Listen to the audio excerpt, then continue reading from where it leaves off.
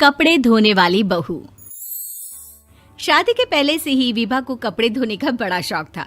कभी नल के नीचे तो कभी तालाब के पास। अरे मेरी नीली वाली लुंगी नहीं दिख रही है। विभा की अम्मा, कहाँ रखी है लुंगी? अरे वो तो विभा ने परसों ही धोकर रखी थी आपकी अलमारी में, देखो वहीं होगी। वो ना मैंने आज धो दी, मुझे लगा कि गंदी हो गई होगी। अरे कैसे गंदी हो गई थी? उसे तो मैंने पहना भी नहीं। हे भगवान, इस लड़की के कपड़े धोने की आदत से परेशान हो गया हूँ मैं। जितना तो घर में राशन नहीं आता, उससे कहीं ज्यादा डिटर्जेंट पाउडर का खर्चा है। इसकी शादी करवा दो, शादी जाए अपने घर में ही करे काम, फिर चाहे घर के कपड़े धोने हो या पूरे गांव के। हाँ ठीक बोल रही हूँ, देखता हूँ मैं कोई लड़का। वो दिन भी आ जाता है जब विभा को देखने लड़के वाले आ जाते हैं। लड़की मुझे अच्छी लगी। होने वाली सास कहती है, बेटी अगर कुछ पूछना है तो पूछ लो। वैसे तो हमारी लड़की बहुत ही शर्मीली है, जो बोल दो वो मान लेती है, इसे क्या पूछना होगा। अरे कैसी बात कर रही हो माँ, मुझे इन लोगों के घर रहना है, सवाल तो कई है।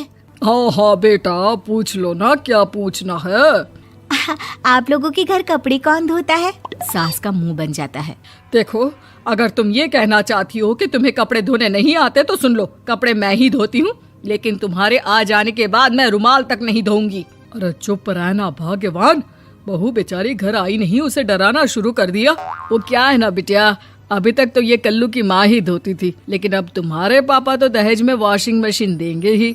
तभी विभा की माँ बोल पड़ती है, सवाल भी पूछा तो क्या। वैसे भाई साहब, मशीन की तो फिर भी कपड़े धोने की कैपेसिटी होती है। मतलब जो बिटिया दे रहे हैं ना विभा, इसे कपड़े धोने का बहुत शौक है। ये आप लोगों के क्या, आस पड़ोस गांव मोहल्ले सबके कपड़े धो दे और उफ तक ना करे।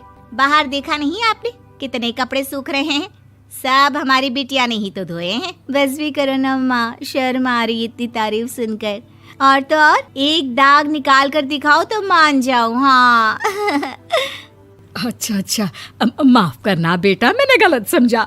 हमें तो रिश्ता बहुत पसंद है। और ऐसे जुड़ जाता है रिश्ता कपड़े धोने का शौक रखने वाली विभा का। उसकी शादी हो जाती है कोयला फैक्ट्री में काम करने वाले कल्लू के साथ। शादी के बाद अचानक विभा चिल्लाती हुई सास के पास आती है। सासू माँ, अरे सासू माँ कहाँ है आप? ये तो धोखा है, धोखा दिया आप लोगों ने मुझे। इसे ससुर के चक्कर के बारे में पता चल गया। अरे तो उसमें तुझे क्यों धोखा मिला है? अरे नल में पानी नहीं आता, कपड़े कैसे कब धुलेंगे? अच्छा, तू पानी नहीं आ रहा उसकी बात कर रही है। तो आपने क्या सोचा? कुछ नहीं। अच्छा, तेरी माँ ने कहा था कि कपड़े धोने का शौक है तुझे, याद आया मुझे। शौक बोलकर कपड़े धोने वाले मेरे जुनून को कम ना आके सासू माँ, कपड़ा धोना मेरा गुरूर है।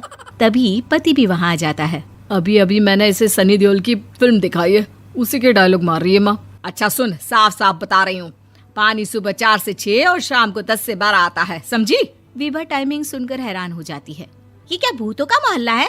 सुबह 4 बजे उठकर कौन कपड़े धोता है? 4 बजे टंकी में पानी जाता है, फिर सारा दिन धोना ना, किसने मना किया?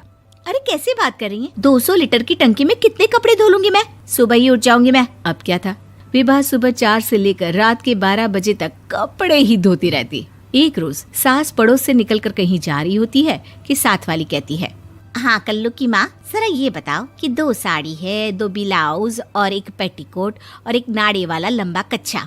हाँ तो? अरे तो क्या, कितना लोगी धुलाई ये बताओ। धोबन दिख रहे हैं हम क्या? हमारे पति सरकारी नौकरी से अभी रिटायर हुए हैं और बेटा सुपरवाइजर है कोयला फैक्ट्री में। धोबन समझ रखा है हमें? हाय रे कल्लू की अम्मा, माफ कर दो, वो तो मोहल्ले में यही सब बता रहे थे कि तुमने बहू को कपड़ा धुलवाने के काम में लगा दिया है। सास को पड़ोसन की बात सुनकर गुस्सा आ जाता है। वो घर पहुंचती है जहां घर के बाहर ही इतने सारे कपड़े सूख रहे होते हैं जितने कि किसी धोबन के घर पर। अरे ओ कल्लू की दुल्हन, बाहर निकल।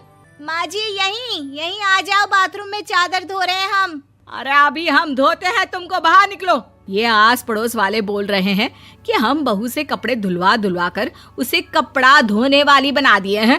अरे छोड़ो ना माँ जी, किन लोगों की बातों में आती हो? आस पास के लोगों का तो काम ही होता है कि वो किसी तरह सास बहू को लड़ा दे। बहू सारे घर के कपड़े धोती है, ये क्या कम है? बोलिए। सास को भी लग जाता है कि वो बहू का ये सनकीपन नहीं छुड़वा सकती, इससे अच्छा है कि खुद ही चुप हो जाए। एक रोज सास और बहू मंदिर जाते हैं, जहाँ सास की साड़ी वहाँ खड़ी भीख मांगने वाली से मिलती है। माँ जी क्या बात है, आपकी साड़ी उस भिखारन से कितनी मिल रही है ना? हाँ हाँ देखो तो, दोनों की साड़ी मिल रही है। क्या बात है कल्लू की अम्मा, तुम खुद को तो अफसर की बीवी बताती हो और ऐसी सिंपल सी प्लेन साड़ी पहनकर घूमती हो। सिंपल और प्लेन नहीं है ये साड़ी। तो क्या सोने के धागे से फूल बने हैं? कुछ भी सासू माँ, कुछ भी। हाँ बने थे इस साड़ी में सोने के धागे से फूल। मेरे पति लेकर आए थे मद्रास से स्पेशली मेरे लिए 10,000 की। ताहे भाई साहब इस भिखारन के लिए भी सेम टू सेम साड़ी लेकर आए होंगे 10,000 की।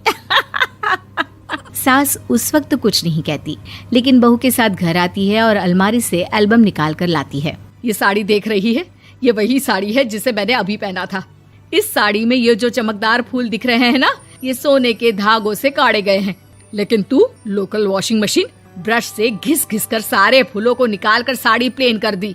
मुझे माफ कर दीजिए सासू माँ। और तो और, जब मैंने तुझे तेरी गलती के लिए कुछ नहीं कहा, लेकिन तूने तो सबके सामने मेरा मजाक ही बना दिया। क्यों? बहू को समझ में आ जाता है कि अब से उसका कपड़े धोना बंद।